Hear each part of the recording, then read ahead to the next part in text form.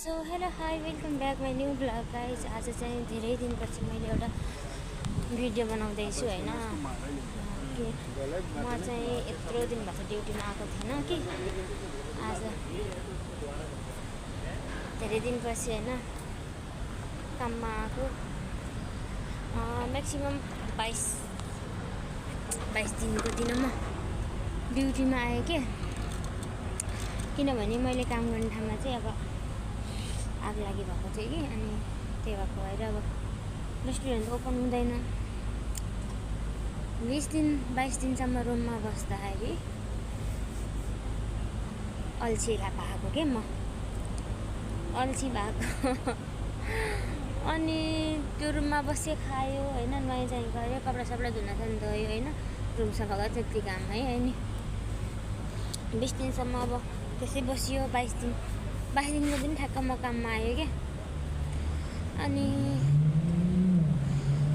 यत्रो दिनसम्म काम नगरेको त्यो रुममा बसेर खाने बानी भएको अचानक अब रेस्टुरेन्ट ओपन भयो नि त। अब सबै कुरा रिपेयरिङ भइसकेपछि सब ओपन गर्नु पर्यो अनि ओपन गर्यो है। आज ओपन त भएको छैन कि अब फ्राइडेबाट ओपन हुन्छ, तर ओपन गर्नभन्दा अगाडि त अब सबै कुराहरू मिलाउन पर्यो नि त। अनि सबै स्टाफहरूलाई बोलाएको थियो रेस्टुरेन्टबाट होइन जिएमले। अनि मलाई हिजो फोन गरेको थियो फ्राइडे वेडनेसडे जस्तो दिन आउनु पर्यो, फ्राइडे ओपन हुन्छ रेस्टुरेन्ट भनेर। अनि त्यसपछि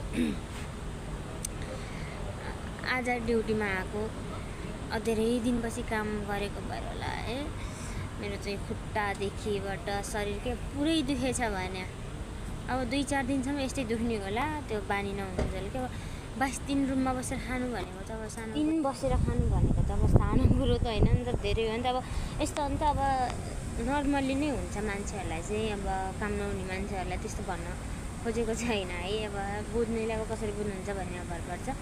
तर 22 दिनसम्म अब गाउँ घर होइन, अब यसो गाउँघरतिर केही काम गरौँ, खेतीबारीमा जाऊँ होइन, यसो कुखुरा बाख्रा हेरौँ भन्नाले अब यहाँ दुबईमा है अब गर्नलाई के गर्नु होइन। अब घुम्न जाउँ, अहिले यस्तो गर्मी छ कि बाहिर हिँड्न सक्दैन के।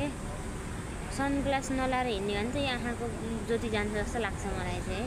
मैले धेरै लाइटमा हेर्न सक्दैन, न त्यो भएको भएर होला। यस्तो गर्मी छ बाहिर पनि होइन। 22 दिनसम्म रुममा बसेर खानुको मजा नै बेग्लै रहेछ। तर मजा बेग्लै भन्नाले पनि अब यो काममा हिँडिसकेपछि चाहिँ के हुँदो रहेछ भने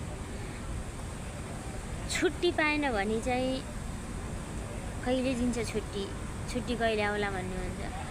अब यसरी बस्दाखेरि चाहिँ ड्युटीमा कहिले लागेला भन्ने हुन्छ क्या। म त होइन 22 दिनसम्म त्यसरी बस्दाखेरि चाहिँ होइन कहिले होला भन्ने। अनि त्यसपछि त्यो रुममा के झ्याउ लाग्ने नि त, अब एक्लै के गरेर बस्नु त्यो रुममा, काम छैन। अनि 1 हप्ता लाग्छ भनेको थियो सुरुमा चाहिँ। अब आगो लागेको सानो आगो थिएन भनेर, त्यस्तो ठुलो नै होइन त्यस्तो सानो नै होइन, तर अब रिपेयरिङ गरिसकेपछि हरेक कुराको अब त्यहाँनिर मर्मत गर्ने भन्ने कुरा चाहिँ अब नयाँ के त्यस्तो गर्ने भनेर चाहिँ गरेको थियो कि। अनि म चाहिँ के आफ्नो फ्यामिली जस्तो कि अब यहाँको म्यानेजर जिएमहरू फेरि एकदम राम्रो हुनुहुन्छ क्या मैले काम गर्ने ठाउँको चाहिँ। अनि त्यहाँ चाहिँ एकदम राम्रो होइन, अब फ्यामिली जस्तै भएर बसेको, हरेक कुरामा सपोर्ट गर्ने खालको हुनुहुन्छ कि। अनि सपोर्ट गर्ने खालको हुनुहुन्छ नि त। अनि त्यहाँ चाहिँ केही पऱ्यो भने पनि के चाहिन्छ है तिमीलाई भन, तिमीलाई पैसाको आवश्यकता छ भने तिमी माग्न सक्छौ, म दिन्छु मेरो पर्सनल पैसा। अनि अब सानो कुरामा होइन अब फ्यामिली टेन्सन हुन्छ नि, अब फेस स्याड देख्यो भने किन फेस स्याड भयो भन्ने, त्यस्तो हरेक कुराको सानो सानो कुराको पनि केयरिङ गर्ने हुनुहुन्छ कि। अनि म चाहिँ होइन यहाँ बन्द थियो तर काम त भइरहेको थियो नि त, आफ्नो काम नभए पनि अब बनाउने मर्मत गर्ने काम भइरहेको थियो नि त। तर म चाहिँ यहाँ बन्दाखेरि चाहिँ 2 चोटि आएर हेरेँ कि, 2 चोटि आउँदै हेर्दै गरेँ कि कहिले बन्छ रेस्टुरेन्ट जस्तो फिल भयो क्या। त्यो काम गरिरहेको भएर म आत्तिएँ रुममा। अब 22 दिन बस्नु भनेको त म त पागलै हो क्या। यो गाउँघरमा र यहाँ सहरमा धेरै फरक हुने रहेछ भन्ने कुरा चाहिँ मैले बुझेँ। अब छुट्टी नपाउँदा छुट्टी पाएन, छुट्टी पाउँदाखेरि यस्तो बोर हुने रहेछ कि। अनि आजबाट फाइनल्ली काम स्टार्ट भयो होइन। अब आज चाहिँ लास्टै खुट्टा दुखेछ, गयो भने त गाडी आउने बित्तिकै गाडीमा सुत्छु होला म चाहिँ होइन भन्दै आजको चाहिँ मेरो सानो मिठो भ्लग चाहिँ यति नै। सबैजना स्वस्थ रहनुहोस्, व्यस्त रहनुहोस् भन्न चाहन्छु। यदि तपाईँहरू मेरो भिडियो हेर्दै हुनुहुन्छ भने यो मेरो भिडियो चाहिँ नयाँ हो होइन। नयाँ मतलब मेरो युट्युब च्यानल चाहिँ नयाँ हो।